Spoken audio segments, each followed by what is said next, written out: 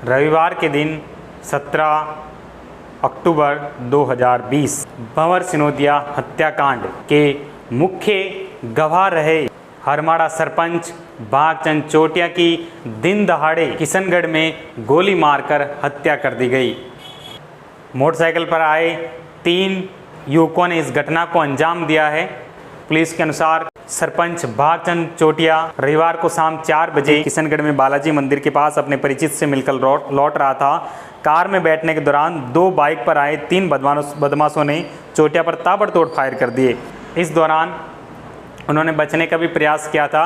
एक गोली लगने के बाद वो दूसरी कार की दूसरी साइड पर चले गए और वो आपको बता दें उनके पास एक लाइसेंस्ड पिस्टल भी रहती है, लेकिन वो लाइसेंस पिस्टल उस दौरान उन्हें निकालने का मौका नहीं मिला और इसी दौरान हमलावर उनके पास आया और नज़दीक से गोली दाग कर जब तक उनके प्राण नहीं निकल गए तब तक गोलियां दागते रहे थे। मौके पर ही उनकी मौत हो गई थी। फिर बाद में शव को चिकित्सालय ले जाया गया। इसी मामले में भंवर सिनोदिया हत्याकांड जो हुआ था उससे इस कांड को जोड़कर देखा जा रहा है। दरअसल आइए आपको बताते हैं भंवर सिनोदिया हत्याकांड। कौन थे भंवर सिनोदिया और कौन थे नाथूराम सिनोदिया। आपको बता दें भंवर सिनोदिया संगमरमर के व्यवसाय से जुड़े हुए थे और उनके पिता नाथूराम सिनोदिया कांग्रेस के वरिष्ठ नेता, कांग्रेस के कद्दावर नेताओं में शुमार थे और वो किशनगढ़ से पूर्व विधायक भी रह चुके थे। दरअसल भागचंद चोटिया ने 9 मार्च 2011 को रूपनगढ़ थाना में भंवर सिनोदिया के अपहरण की प्राथमिकी दर्ज करवाई थी, जिनमें उन्हें शक था कि उनका अपहरण हुआ है। उस समय दी गई रिपोर्ट में भागचंद ने बताया था कि वह और अब्दुल गफ्फार भंवर सिनोदिया के साथ उसकी गाड़ी में हरमाड़ा होते हुए सुरसुरा पहुंचे थे। रूपनगढ़ बाईपास के पास सैनी ढाबे पर बलबाराम बोलेरा में अपने साथियों के साथ आया और इशारे से भंवर सिनोदिया को अपने पास बुलाया। दोनों के बीच कुछ देर बात हुई। सिनोदिया ने भागचंद को गाड़ी पीछे लाने के लिए इशारा करते हुए बलबाराम के साथ उसकी बोलेरो में बैठ गया। बलबाराम की बोलेरो तेज़ी से मेगा हाईवे की ओर निकल गई और अब्दुल व भागचंद पीछे ही रह गए।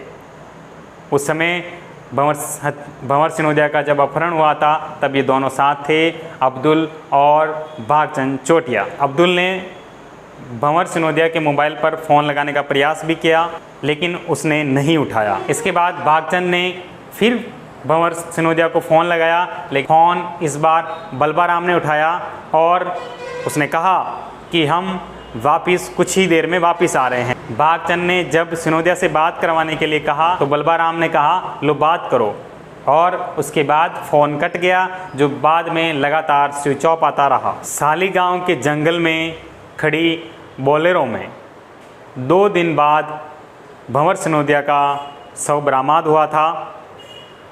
जब अपहरण की रिपोर्ट दर्ज करवाई गई थी तो उस आधार पर पुलिस ने पड़ताल शुरू की और आसपास के क्षेत्र में खोजबीन शुरू की गई।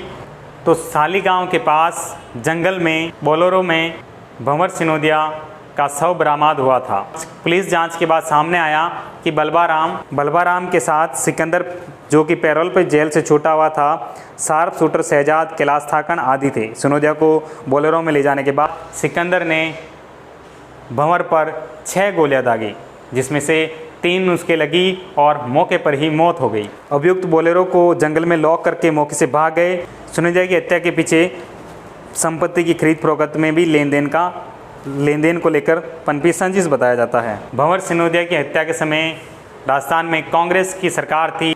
उस समय मुख्यमंत्री श्रीमान अशोक गहलोत ही थे और मृतक के पिता उस समय विधायक भी थे।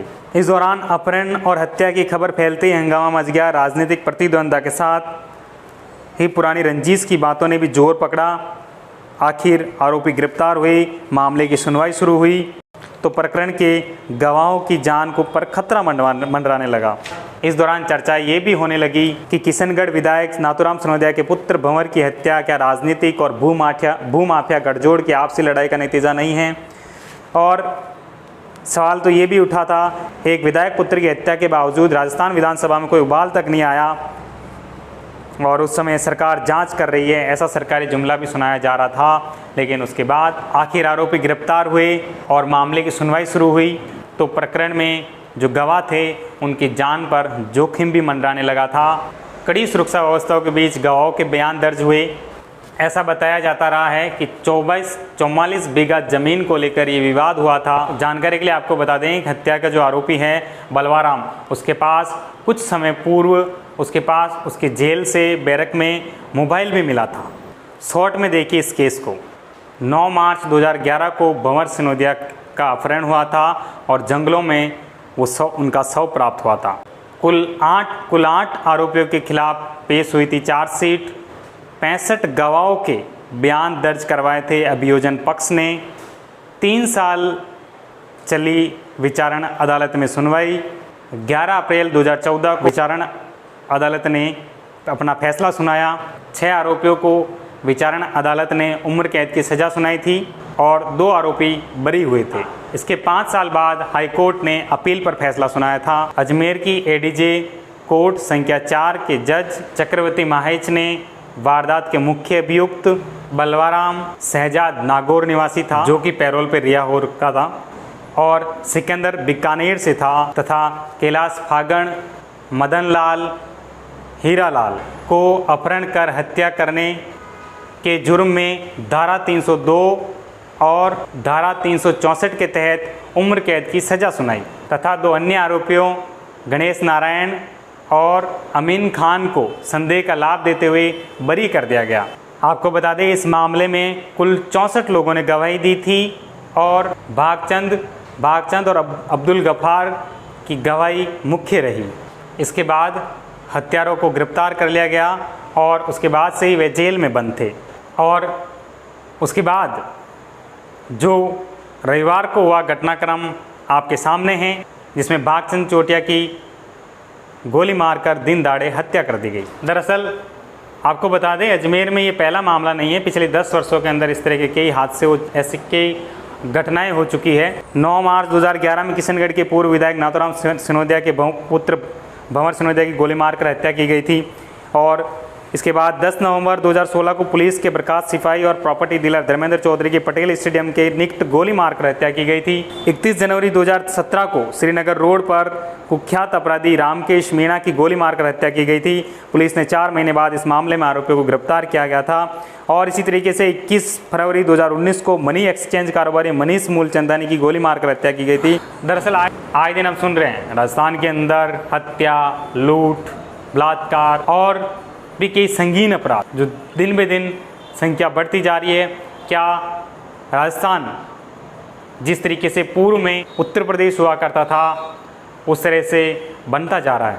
सरकार को अपराधियों के ऊपर लगाम लगानी चाहिए, कड़ी कार्रवाई करनी चाहिए, तब जाकर इस व्यवस्था में सुधार आएगा। नहीं तो इसी तरीके से दिन दहाड़े कल किसी और गवाह की हत्या हो जाएगी और कल और कोई गवाह ऐसे किसी केस का गवाह नहीं बनेगा। और लोग बनेंगे भी क्यों गवाह? कोई अपनी जान की कीमत देकर कोई भी गवाह नहीं बनना चाहेगा।